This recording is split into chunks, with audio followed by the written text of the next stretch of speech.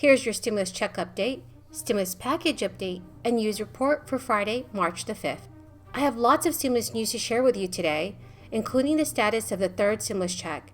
Vice President Kamala Harris just now broke a 50-50 Senate tie to begin debate on President Joe Biden's $1.9 trillion economic relief bill. Please do make sure to watch until the end of this video to learn how you could receive up to $14,000 from the next stimulus package. But before this video starts, I will be giving away another $50 Amazon gift card this evening. To enter the giveaway, all you have to do is subscribe to my channel, like this video, and comment below. This is a liberal wish list. This is very much seizing the moment, taking a crisis, a problem in America, and using it to advance causes completely unrelated to COVID.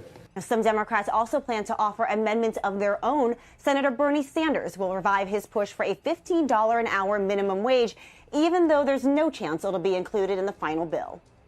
In this moment of economic and health crisis, now is the time for us to stand with working families. And the most important thing that we can do is to raise the minimum wage to a living wage. At this rate, the Senate probably won't pass the COVID relief package until sometime this weekend.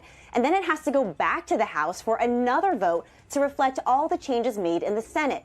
But after that, the bill can head to the president's desk for his signature. Democrats want that to happen by March 14th, when those enhanced unemployment benefits run out. Now, we are not expecting any Republicans in either chamber to vote for this bill, despite Biden's initial overtures. Alrighty, everyone. So yesterday, Vice President Kamala Harris broke a 50-50 Senate tie. Now the Senate will begin debate on President Joe Biden's $1.9 trillion stimulus relief plan.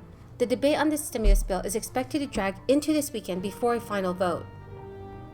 Senate lawmakers will be voting on a bill that would provide $1,400 third stimulus checks to eligible Americans. Vice President Kamala Harris stated, "On this vote, the yeas are 50, the nays are 50. The Senate being equally divided, the Vice President votes in the affirmative and the motion to proceed is agreed to." Kamala Harris previously broke a tie in February when the Senate approved preliminary guidance to committees drafting the bill. So this is Harris's second tie-breaking vote. Republican Senator Ron Johnson from Wisconsin is forcing the full relief bill to be read before the Senate holds a vote-a-rama on amendments. It will likely take the Senate lawmakers about 10 hours to read the bill alone. Now, Senate Majority Leader Chuck Schumer and Vice President Kamala Harris shared a laugh during her brief appearance on Capitol Hill when he accidentally called her Mr. President before correcting himself to Madam President. So the stimulus relief bill just passed the House of Representatives last week. Democrats in the Senate will be trying to pass a bill with a bare majority under the budget reconciliation process. Democratic lawmakers have already made a set of changes before the debate began. That is including the decision to lower the income limits for the third stimulus checks to $80,000, down from the $100,000 to satisfy more conservative Democrats. On Thursday, some other changes to the relief bill were announced. That includes adding an extra $200 million in funding for Amtrak and a new $175 million fund for the Corporation for Public Broadcasting. However, the Senate parliamentarian has already forbade some items from the House-passed stimulus bill, including ruling that the budget reconciliation rules means that the Senate cannot use the bill to increase the federal minimum wage to $15 an hour. This past Tuesday, the Senate parliamentarian struck down a $140 million rail project near House Speaker Nancy Pelosi's San Francisco district that the Republicans claimed was unrelated to the pandemic, and nixed the $1.5 million for the Seaway International Bridge in Messina, New York. The stimulus bill includes $350 billion in state and local aid and provides a $1,400 stimulus payment for each dependent child. It grants through August a $400 per week federal unemployment insurance subsidy. Republicans have already stated that the bill is unnecessary and wasteful, claiming that much of the funds won't be spent until the end of the pandemic.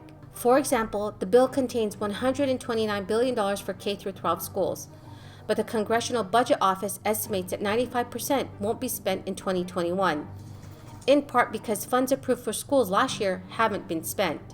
The bill includes $75 billion for vaccination, testing, and other pandemic medical supplies. And according to an analyst from CNBC, a family of four earning less than $150,000 could bank more than $14,000 from the bill. So for parents, it authorizes a $3,600 annual tax credit per child under age 6 and $3,000 per child up to age 17. Those funds also are phased out for earners earning over $75,000 or joint filers earning above $150,000. Congress is really close to the finish line as lawmakers race to pass President Joe Biden's $1.9 trillion stimulus relief package by the middle of March. The third round of stimulus checks included in the $1.9 trillion stimulus package is up to $1,400 this time around. An extension of the emergency federal unemployment benefits and an expanded child tax credit are included in the bill. That is the end of the video this morning. I really hope you found this video helpful. Please do make sure to enter the $50 Amazon gift card giveaway, which is scheduled for later this evening, by subscribing to my channel, liking this video, and commenting below. Thank you and have a blessed day.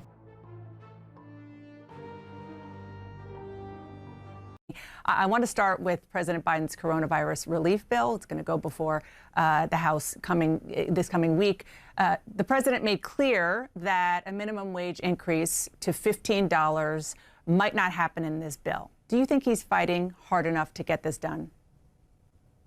Well, the president came out very strong early on, saying he wanted a $15 minimum wage in this bill. He has been fairly consistent on that. I know there are questions about whether or not the Senate can get it through, but I can tell you, Dana, this $15 minimum wage increase would mean 30 million Americans would get a raise, 1 million Americans would come out of poverty, and 30% of those minimum wage workers are Black, 25% are Latinx. It is absolutely essential that we do it, and I believe the Senate will do it. You said that he was consistent, but he's also said he doesn't actually think it's going to end up in this bill. Well, let's see. I think he's speaking as he's thinking about whether or not it's going to make it through according to the parliamentarians' rule. But I've been speaking with Senator Sanders pretty regularly, with Speaker Pelosi, with the White House. And if Republicans could give a $2 trillion tax break to the wealthiest people and stop Arctic drilling, or continue drilling in the Arctic, then I think that Democrats can make sure that 30 million Americans get a raise. Well, even if the parliamentarian says yes, it seems like it's possible you might not have the votes. You've said that, quote, we can't let one or two Democrats prevent the $15 minimum wage from being in the relief bill.